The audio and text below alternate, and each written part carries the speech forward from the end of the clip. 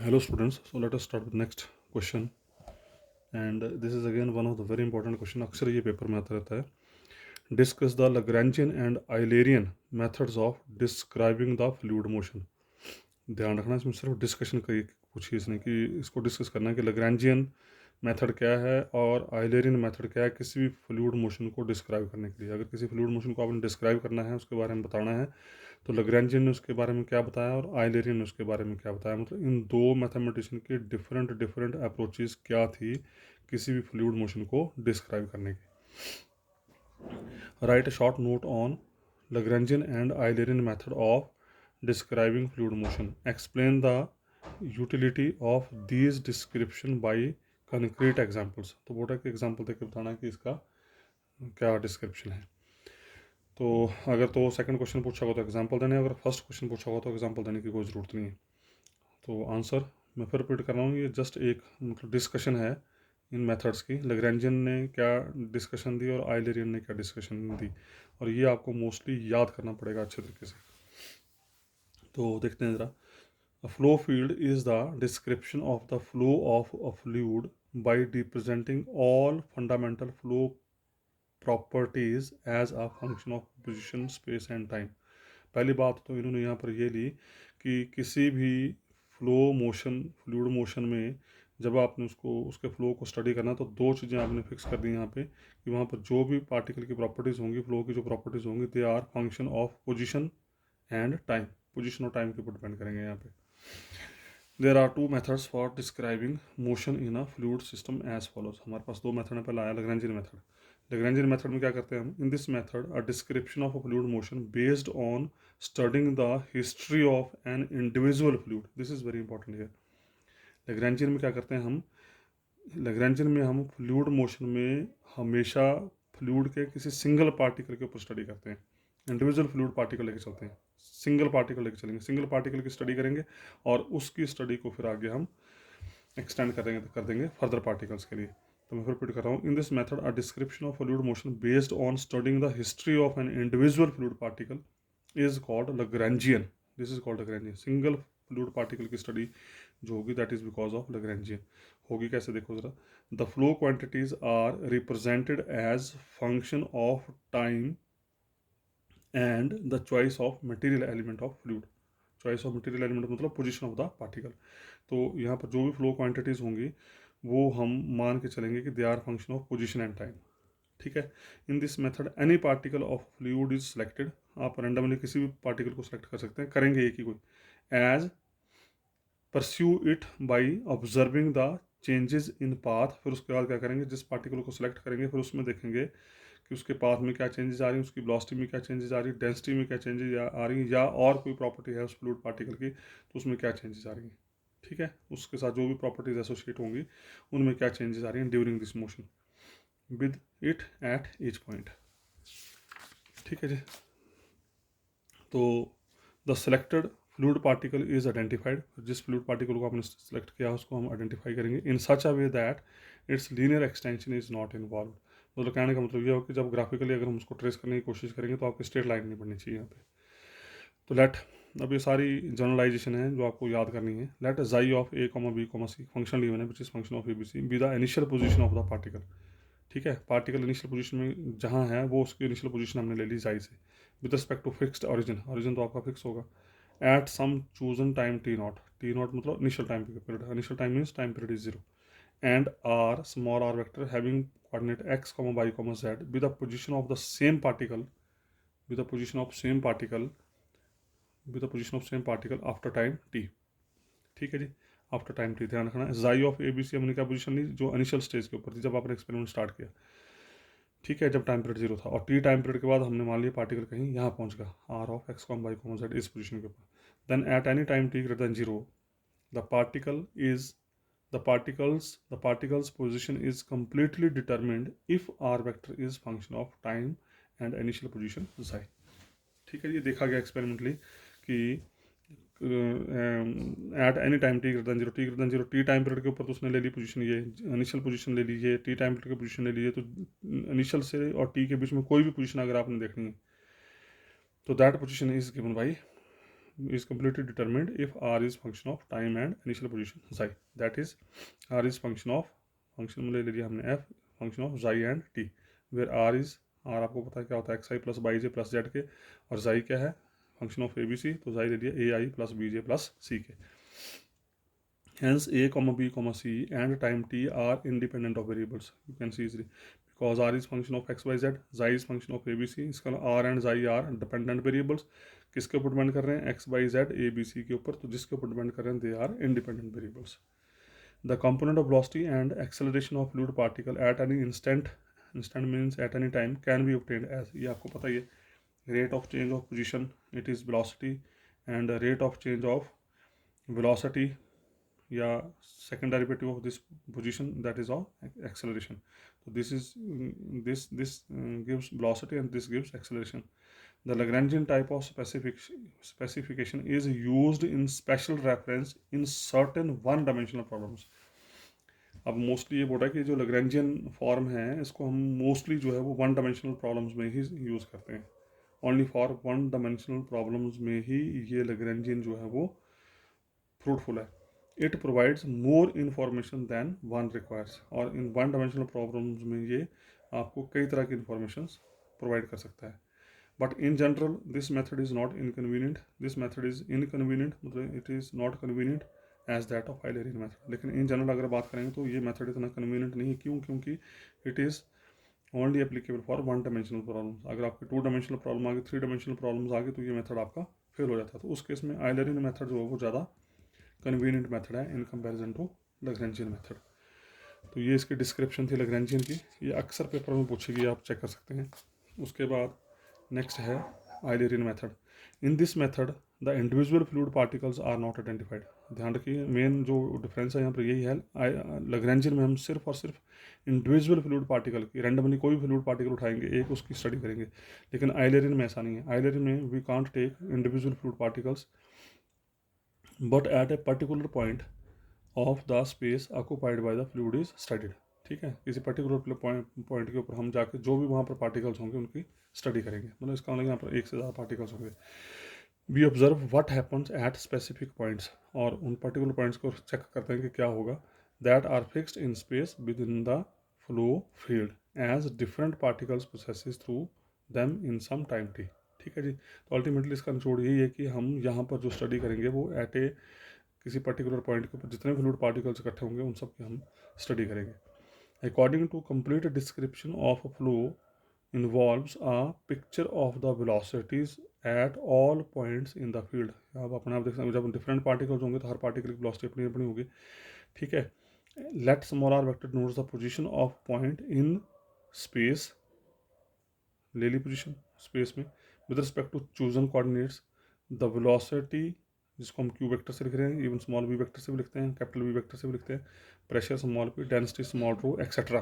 ये जो भी पार्टिकल की वहाँ पर प्रॉपर्टीज होंगी of the fluid particles that passes through the point at different time can be expressed in the form. ये अब माना गया सारा ये कि डिफरेंट टाइम्स में जो भी प्रॉपर्टीज होंगी फ्लूइड की जिस तरह से एक्ट कर रही हैं, खास करके वेलोसिटी की बात कर रहा है. This velocity is function of position and time. Capital F of r comma t. फिर क्यू इज ऑटोमेटिक वेलोसिटी है. It has three components. X component is u, y component is v, z component is डब्ल्यू. ये बातें मैं कर चुका हूँ पहले सारी. Here the velocity components are dependent variables. Automatically है क्योंकि ये वेलोसिटी कंपोनेंट्स और velocity components depends upon x Y z. आपको अगर ध्यान हो, मैंने शुरू में फर्स्ट वीडियो में या सेकंड वीडियो में बातें की होंगी. Small u is nothing but this is d d t of x, rate of change of x with respect to t. This is d y बटा डी टी, मतलब rate of change of y component with respect to t. This is the rate of change of z component with respect to t. Here the velocity components are dependent variables, whereas x, y, z are independent variable. u, v, w जो हम वो x, y, z के ऊपर depend करते हैं. क्यों? क्योंकि we are differentiating. We have differentiation means dx बटा dt is this u. So ठीक है, they are independent variables. The coordinate x, y, z describe a fixed point in the flow field, और ये किसी फिक्स पॉइंट को represent करेंगे. तो ये एग्जांपल दिया है, एक सिंपल एग्जांपल है. और टू डायमेंशनल फ्लो में बात करें, the velocities of a point in a fluid may be expressed in the Eulerian coordinate by Eulerian coordinate. अब ध्यान रखना तो आज के बाद एक्स वाई जेड जो होंगे दे आर आइलरिन कोऑर्डिनेट और ए बी सी जो होंगे दे आर लैग्रेंजियन कोऑर्डिनेट्स। तो ये आइलरिन कोऑर्डिनेट्स में आपके यू भी टू डायमेंशनल में वेलोसिटी कंपोनेंट दे रखे हैं। यू मान लीजिए x plus y plus two t है, वी मान लीजिए टू वाई प्लस टी है। The Lagrangian coordinates as function of initial position, आपको पता है लैग्रेंजियन में क्या करते हैं, इनिशियल पोजीशन लेके चलते थे। टू डायमेंशन में ले लिया x naught Y naught and time t are given as follows. ठीक है, तो ये लेके चले हम। आपको पता है यू होता है डी एक्स बटा डी टी, वी होता है डी वाई बटा डी टी। यू की वैल्यू रख दी, वी की वैल्यू रख दी, और उसके बाद डी बटा डी टी को हमने यहाँ डी बटा डी टी को हम मान रहे हैं कैपिटल डी। और अगर आप ध्यान देंगे तो इमीडिएट प्रॉब्लम आपकी अभी बीएससी लेवल की बन जाएगी। डी बटा डी टी बन गया डी, ठीक है जी। तो एक्स को साइड लेके आएंगे तो एक्स कॉमन आ गया, D minus one into x minus y equal to two t. D बटा डी टी को कैपिटल डी, टू वाई को साइड लेके आए, y common, D minus two into y equal to t, D equal to d बटा d t. ये दो differential equation बन गया। अब इन दो डिफरेंशियल इक्वेशन को सॉल्व करके हमारा टारगेट है एक्स और वाई की वैल्यू निकालना। ठीक है, और डिफरेंशियल इक्वेशन को सॉल्व करने का तरीका आपको याद होना चाहिए। अब सबसे पहले क्या निकालते हैं हम, कॉम्प्लीमेंट्री सोल्यूशन। तो कॉम्प्लीमेंट्री सोल्यूशन कैसे निकालते हैं, हमारा मेन टारगेट है इन दोनों डिफरेंशियल इक्वेशन को सॉल्व करके एक्स और वाई को निकालना। अब यहाँ पर एक्स और वाई दोनों इन्वॉल्व में तो इसको सॉल्व करना डिफिकल्ट है, तो बेटर है कि इसको सॉल्व करते हैं पहले। ठीक है, और अगर आपको याद हो, मैं थोड़ा सा आपको ब्रीफ आउट कर देता हूँ। बीएससी क्लास में आप जब डिफरेंशियल इक्वेशन सॉल्व करते थे सबसे पहले निकालते थे आप कॉम्प्लीमेंट्री सोल्यूशन। और कॉम्प्लीमेंट्री सोल्यूशन कैसे निकालते थे, आप क्या करते हैं, डिफरेंशियल इक्वेशन को सॉल्व करते थे, एक्सिलरी इक्वेशन निकालते थे, एक्सिलरी इक्वेशन को सॉल्व करते थे, और तीन तरह के रूट आते थे यहाँ पे। अगर आए डिस्टिंक्ट रूट तो कॉम्प्लीमेंट्री सोल्यूशन होता था सी वन ई की power M one X plus C two E की power M two X plus C three की power M three X and plus one. अगर आते थे इक्वल रूट्स तो कॉम्प्लीमेंट्री सोल्यूशन आता था, मान लो दो इक्वल रूट हैं तो कॉम्प्लीमेंट्री सोल्यूशन आता था C one plus C two X E की पावर एम एक्स। अगर तीन इक्वल रूट्स हैं एम कॉमा एम तो कॉम्प्लीमेंट्री सोल्यूशन होता था C one plus C two X plus C three X square into E की power M X and so on. और अगर कॉम्प्लेक्स रूट्स हैं, अगर रूट्स आपके alpha plus beta beta type के हैं तो कॉम्प्लीमेंट्री सोल्यूशन होता था ई की पावर अल्फा एक्स ब्रैकेट में C one cos beta X plus C two sine beta X. तो ये तीन रूट्स के हिसाब से हमारे पास कॉम्प्लीमेंट्री सोल्यूशन आते थे। फिर निकालते थे आप पर्टिकुलर सोल्यूशन। पर्टिकुलर सोल्यूशन कैसे निकालते थे, पर्टिकुलर सोल्यूशन में क्या करते थे, आप राइट साइड में देखते थे आपके पास फंक्शन किस टाइप का, या तो ई की पावर एक्स टाइप का होता था, या sign A x cos A x type का होता था, या एक्स की पावर एम टाइप का होता था, या ई की power a x into v type का होता था एंड सो ऑन। बीएससी में आपने सारी चीज़ें पढ़ी हुई हैं। ठीक है, अगर राइट साइड में ई की पावर ए एक्स टाइप का फंक्शन है तो आप क्या करते थे, डी को ए से रिप्लेस करते थे, और रिप्लेस करके ये देखते थे कि नीचे नॉन जीरो बन रहा है कि नहीं बन रहा। अगर नीचे नॉन जीरो बन गया तो वहीं सोल्यूशन हो जाएगा, और अगर नीचे जीरो बन गया तो ऊपर क्या करते थे, आप एक्स से गुणा करते थे और नीचे वाले फंक्शन को आप डी से डिफ्रेंशिएट करते थे, और डिफ्रेंशिएट करने के बाद फिर डी को ए से रिप्लेस करते थे। और इस प्रोसेस को तब तक कंटिन्यू रखते थे जब तक कि आपका ये डिनोमिनेटर जो है वो नॉन जीरो ना आ जाए। और अगर राइट साइड में sign A x cos A x type का फंक्शन होता था तो हम डी स्क्वायर को माइनस ए स्क्वायर से रिप्लेस करते थे, डी स्क्वायर को माइनस ए स्क्वायर से रिप्लेस करते थे, और फिर वही चीज़ देखते थे कि नीचे नॉन जीरो बनना चाहिए। अगर नॉन जीरो बन गया तो उस केस में आपका सोल्यूशन वही हो गया। अगर नॉन जीरो नहीं बना तो ऊपर आप एक्स से मल्टीप्लाई करते थे, नीचे आप डी से डिफरेंशिएट करते थे, और फिर डी स्क्वायर को ए स्क्वायर से माइनस ए स्क्वायर से रिप्लेस करते थे एंड सो ऑन। और अगर एक्स की पावर एम टाइप का रिजल्ट होता था तो डिनोमिनेटर में आप हमेशा वन माइनस डी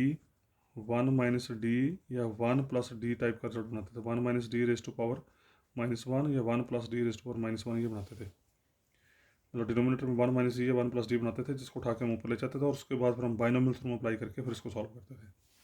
तो उसी तरीके से फिर अगला भी था एंड सो ऑन। तो मैं ऐसा सोचता हूँ कि ये आपने बीएससी में पढ़े हैं सारे, मैं थोड़ा सा हल्का सा इनका आइडिया दे रहा था आपको मैं। उसके बाद देखिए ज़रा, हमने पहले नंबर 2 को सॉल्व किया, D minus two into y equal to t. अब इस साइड ये एक्स की पावर एम टाइप का रिजल्ट है, टी की पावर वन टाइप का रिजल्ट है। तो एक्सिलरी इक्वेशन क्या होगी, जो वाई के साथ डिफरेंशियल इक्वेशन होगी इसको हम जीरो लेते थे, अगर आपको याद हो। जीरो लेने के बाद फिर डी की वैल्यू निकालते थे, फिर डी के जो रूट्स निकलते थे उन रूट्स के अनुसार आप कॉम्प्लीमेंट्री सोल्यूशन लिखते थे। एक ही रूट आया तो कॉम्प्लीमेंट्री सोल्यूशन आएगा सी वन ई की power M one x, m one है आपका 2, तो ये आ गया कॉम्प्लीमेंट्री सोल्यूशन।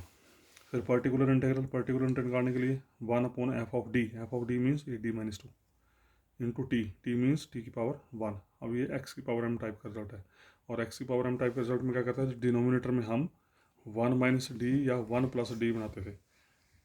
कैसे बनाते थे, जो कांस्टेंट टर्म है उसको कॉमन ले लो बाहर, आंसर बचा 1 माइनस डी। ठीक है, जैसे 1 माइनस डी बचा, इसको उठा के ऊपर लेके तो ऊपर लेके गए तो बन जाएगा -1 पावर। अब यहाँ बाइनोमियल थ्योरम लगा दो, 1 माइनस एक्स की पावर -1 का formula 1 plus X minus X square plus X cube minus so on, alternate signs होते हैं। तो एक्स का काम कर रहा है डी, तो 1 प्लस एक्स, यहाँ से हमने -2 कॉमन लिया तो dy/2 आएगा यहाँ पे, dy/2, यहाँ पर dy/2, एक्स का काम कर रहा है dy/2, 1 plus X minus X square by minus X square मतलब dy/2 का square plus so on into T. फिर हम टी से अंदर मल्टीप्लाई करते हैं, तो -1/2 माइनस, एक हारी स्टेप यहाँ पे, इसको सॉल्व करके -1/2 into 1 into t is t, D of t का मतलब derivative of t, 1 derivative of t is 1, तो यहाँ क्या बचेगा +1/2, और D square of t means 2 derivative of t with respect to t, तो दो डेरिवेटिव टी का पहला डेरिवेटिव 1 आएगा, दूसरा डेरिवेटिव क्या 0 आएगा, तो इसका यहाँ से ऑनवर्ड सारा रिजल्ट 0 होता जाएगा आपका। तो बचा हमारे पास -1/2 टी प्लस 1/2, और टी प्लस 1/2 एल्सियम लिया तो क्या बन जाएगा 2t प्लस 1/2, 2 इंटू 2 बन गया 4। ठीक है, तो ये आ गया आपका पर्टिकुलर सोल्यूशन। तो फाइनल सोल्यूशन क्या होता था, complementary solution plus particular solution, दोनों को जमा करता वो आपका जनरल सोल्यूशन बन जाता था। ये आ गई हमारी y की वैल्यू। अब अगला टारगेट है यहाँ पर c1 की वैल्यू निकालना, पर c1 की वैल्यू निकालने से पहले आपको x की वैल्यू निकालनी। तो क्या करेंगे, इस y की वैल्यू को उठाया और यहाँ रख दिया नंबर 1 में, जैसे 1 में रखेंगे तो ये डिफरेंशियल इक्वेशन बन गया आपकी। ठीक है जी, और उसका इसको सॉल्व कर लो थोड़ा सा, इसको उठा के ऊपर साइड ले गए, ये आ गया, ब्रैकेट खोल दिया, ब्रैकेट खोल के अल्टीमेटली सॉल्व करके ये बन गया, ये आपका काम है 3/2t minus 1/4 plus c1 e की पावर 2t। ठीक है, फिर axillary question is d-1 = 0, d = 1, उसके अनुसार आपके पास आ गया कॉम्प्लीमेंट्री सोल्यूशन। ये देखो c2 e की पावर t, c1 हम पहले यूज़ कर चुके हैं। Particular solution means 1/f(d) into right side में जो भी फंक्शन है, राइट साइड में क्या है ये सारा।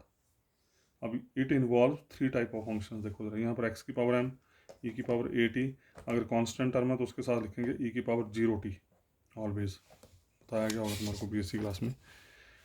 तो ये आ गया, तो 1/d-1 3/2t अलग कर दिया, -1/4 बार हो गया 1/d-1, यहाँ कांस्टेंट तो इसकी जगह e की power 0t plus c1 1/d-1 e की पावर 2t। अब 3 मेथड इकट्ठे चलेंगे यहाँ पे।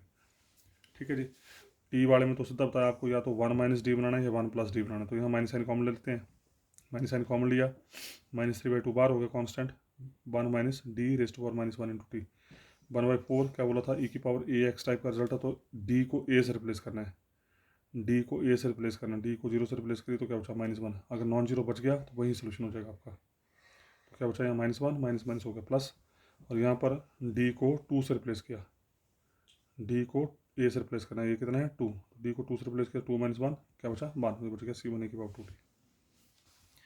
1 - d को खोल दिया पिछले पार्ट की तरह, 1 into T, D of T is 1, तो 1 इंटू -3/2 प्लस 3/2 हो गया, -3/2 हो गया sorry, plus 1/4 plus c1 e की पावर 2t, और ये आ गया आपका पर्टिकुलर सोल्यूशन। ये आ गया पर्टिकुलर सोल्यूशन, ये आपका आ गया जनरल सोल्यूशन। तो एक्स की वैल्यू होगी general solution plus particular solution, ये आ गया एक्स की वैल्यू। ठीक है जी, नंबर 3 में आपने देख ली वाई की वैल्यू, ये आपके पास वाई भी निकल गया, ये एक्स भी निकल गया। पर अब हमारा मेन टारगेट है C1 और C2 निकालना, और C1 C2 निकालने के लिए हम यूज़ करते हैं इनिशियल कंडीशंस। तो इनिशियल कंडीशंस क्या थी लैग्रेंजियन की, एट x = x0, आपको याद हो तो इनिशियल स्टेज के ऊपर पॉइंट होता था x0 y0, टाइम पीरियड होता था 0, तो eight x = x0, y = y0, t = 0। अब इन तीनों वैल्यूज़ को उठाओ नंबर 3 और नंबर 4 में पुट करो, पहले नंबर 3 में पुट करो, नंबर 3 में x की जगह x0 रखो, y की जगह y0 रखो, t की जगह 0 रखो, तो ये आ जाएगा आपका, ये आपका काम है अब सॉल्व करना। उसी तरीके से नंबर 4 में x की जगह x0, t की जगह 0, y की जगह y0, तो t की जगह 0 रख के x0 आ गया आपका c1 + c2 - 5/4।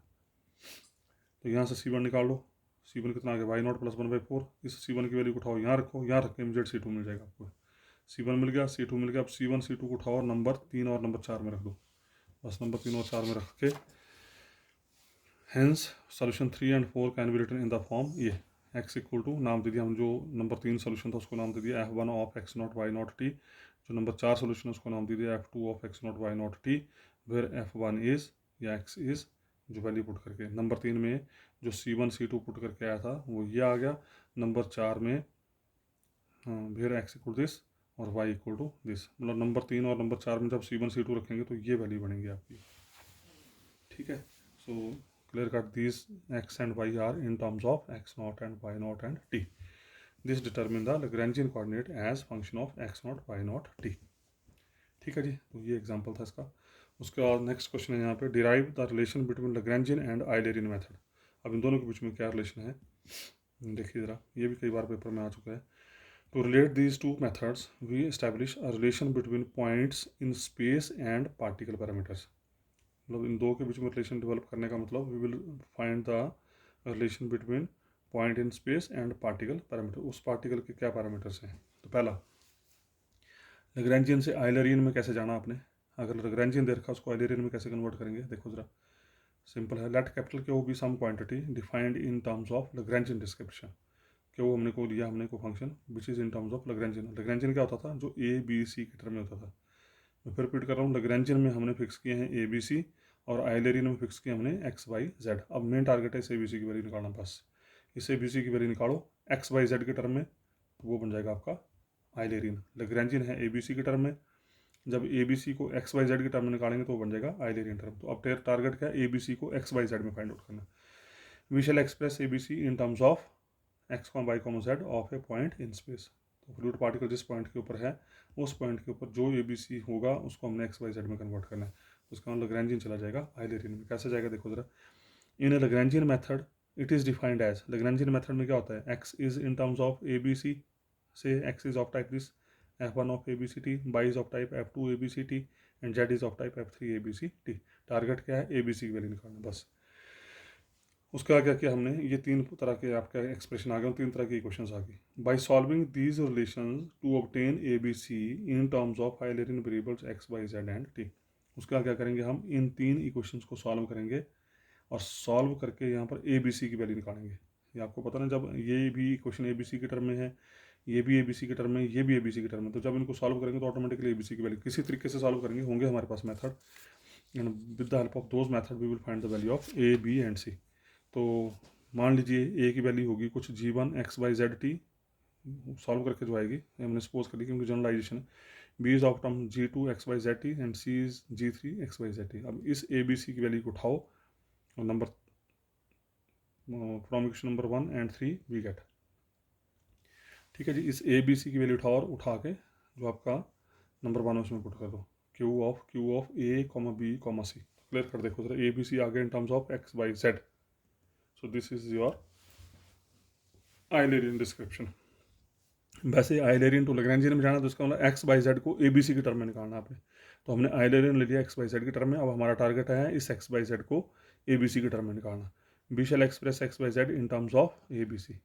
तो ए बी सी में निकालने के लिए क्या किया हमने, let u comma B comma डब्ल्यू are the velocity components at the point x comma y comma z. अगर आपको याद हो, आइलेरियन में क्या करते थे, वेलोसिटी कंपोनेंट लेके चलते थे, which are function of x Y z, which is defined as this u is of type, अभी आपने एग्जांपल देखा थोड़ी देर पहले, f1 x Y Z t, v is of type x Y Z t, w is they are components which are in terms of x Y Z, and we know u equal to curly x और curly t, पता आपको, even you can right D x बटा d T, D y बटा d T, D Z बटा d T. तो फिर क्या करेंगे, इन u b w की वैल्यू को यहाँ रखेंगे। अभी आपने एग्जाम्पल किया, डी करली एक्स और curly t equal to u, curly y और curly t equal to v, curly z और करली टी इक्वल टू डब्ल्यू। फिर इन डिफरेंशियल इक्वेशन को सॉल्व करेंगे और सॉल्व करके हमारे पास देखो फिर x Y Z are functions of the variable A B C and t. From equation number 6 and 7 the velocity component of fluid elements are given by. तो ये बन गया आपका u, ये बन गया v, ये बन गया w। फिर उसके बाद आप डिफरेंशियल इक्वेशन को सॉल्व करेंगे, सॉल्व करके इमीडिएट ये x not why not Z not t के टर्म में आ जाएंगे, जैसे अभी आपने एग्जांपल किया था। तो X Y Z are in terms of X naught why not Z not T. तो X naught why not Z naught बोल लो या ए बी सी बोल लो, एक ही बात है यहाँ पे। ठीक है, where X naught why not Z naught are the initial values of x Y Z at any initial time T naught assumed to be constant. ये सारे कांस्टेंट मान लीजिए, अगर सारे कांस्टेंट से X naught is equal to A, Y naught equal to B, Z naught equal to C, तो इसका मतलब X naught why not Z naught की जगह ए बी सी आ गया। सो x Y Z are in terms of A B C. अभी इन x Y z की वैल्यू को उठाओ और जो आपका गिवन रिलेशन है नंबर 5 उसमें पुट कर दो। तो clear cut now this is in terms of Lagrangian. तो आप क्या किया, आपने क्या किया था, आइलेरियन के टर्म में लेके चले थे और लैग्रेंजियन में आपने इसको निकाल दिया। तो I think it is more than sufficient. मैं इसको यहीं स्टॉप कर रहा हूँ, और उसके बाद नेक्स्ट टॉपिक जो करेंगे हम फिर वो नेक्स्ट वीडियो में करेंगे। Thank you very much.